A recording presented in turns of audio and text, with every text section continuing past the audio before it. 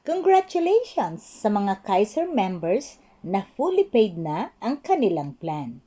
Busy man sa kanya-kanyang trabaho at responsibilities sa Pilipinas, lalo na't mga breadwinners, pero isipin din natin ang ating mga sarili. Hindi tayo forever malakas at kumikita.